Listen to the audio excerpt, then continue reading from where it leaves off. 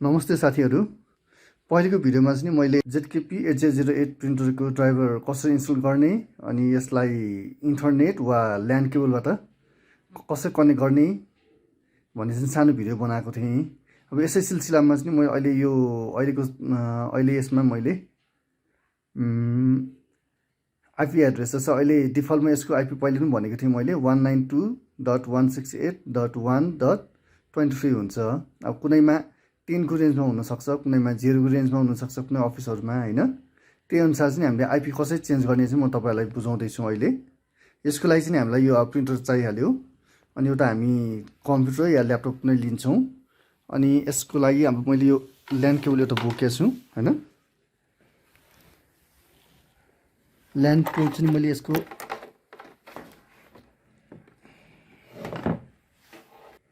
यहाँनिर राख्ने भयो।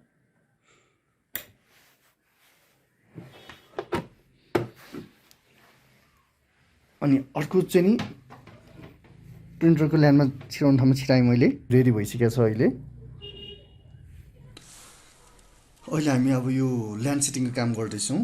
यसको लागि हामी फर्स्टमा यहाँ सर्चमा गएर रनमा गयौँ। एनसीपीए यसबाट गयौँ। इन्टरनेट प्रोपर्टिज यसमा गयौँ। हजुरलाई पहिले मैले भनिसकेको छु यो हाम्रो प्रिन्टरको डिफल्ट आईपी भनेको 192.168.1.23 हुन्छ हैन। त्यही भएको भएर हामीले यही रेन्जमा राख्नुपर्ने हुन्छ। मैले 192.168.1.23 बाइक जे राख्नु भयो। मैले अहिले सपोज मैले 12 मात्र हाले ट्याप गरे। मलाई यसमा इन्टरनेट चाहिँदैन, त्यही भएर मैले गेटवे राखेको छुइनँ। कि मैले ओके गरे क्लोज गरे। अब मैले फेरि रनमा जान्छु।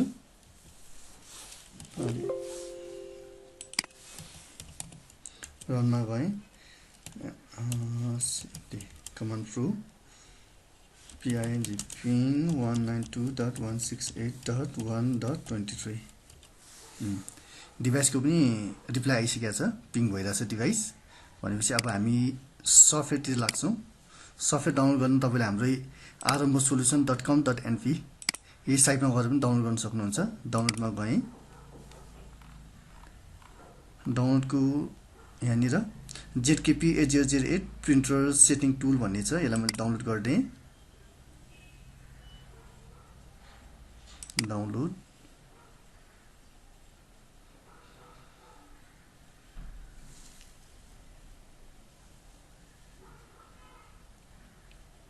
यो फाइलहरु चाहिँ सबै ड्राइभमा राखेको भएर अलिकति टाइम लाग्न सक्छ।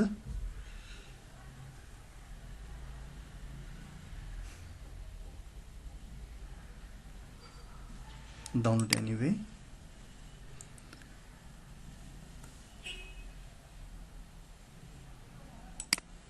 So in folder double click run. अब यो ल्यान भनेको चाहिँ हाम्रो करेन्ट ल्यान भयो। अहिले हामीले डिभाइसको फर्स्टमा हामी यूएसबी हैन इन्टरनेटमा जान्छौँ।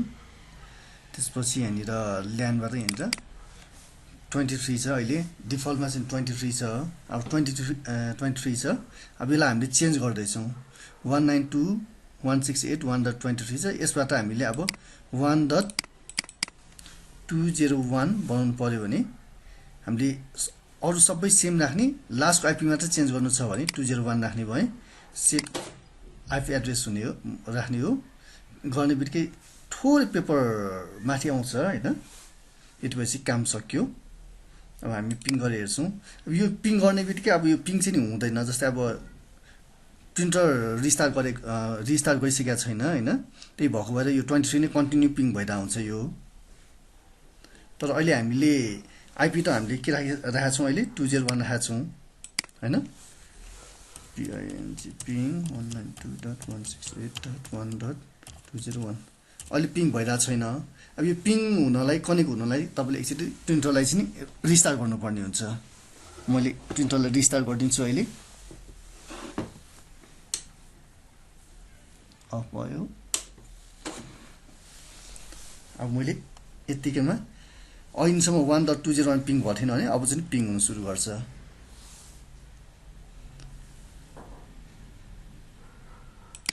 अब हामीलाई सपोज अहिले त आइपी हाम्रो 201 भइसकेको छ अहिले 1 को रेन्जमा छ भने के गर्नै पर्दैन अब 10 को रेन्जमा छ भने अब हामी 10 को रेन्जको लागि के छ करेन्ट हाम्रो आइपी एड्रेस प्रिन्टरको 201 छ अब मलाई करेन्ट अब ल्यान आइपी एड्रेस 1 को यो रेन्ज 1 को रेन्जबाट मलाई 100 मा लानु छ भने 100 डट सपोज मैले मलाई 87 दिनु छ भने 100.87 बनाइदिए हाम्रो गेटवे 100/100.1 छ भने 100.1 बनाए अनि सेट आइपी एड्रेस एक्सेस गर्छु म सेट गेटवे गर्छु हो अब यति गरिसकेपछि मैले प्रिन्टरलाई एकचोटि रिस्टार्ट गर्नुपर्ने हुन्छ यो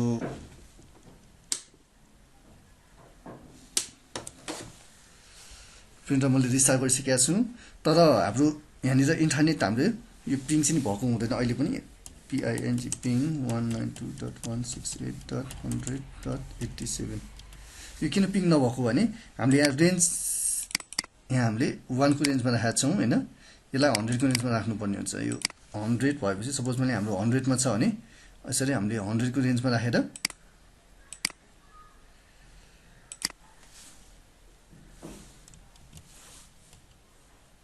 100.87 ल यसरी हामीले डिफरेन्ट आइपी एड्रेसहरु चाहिँ हामीले यसरी नै राख्न सक्छौं हस् थ्यांक यू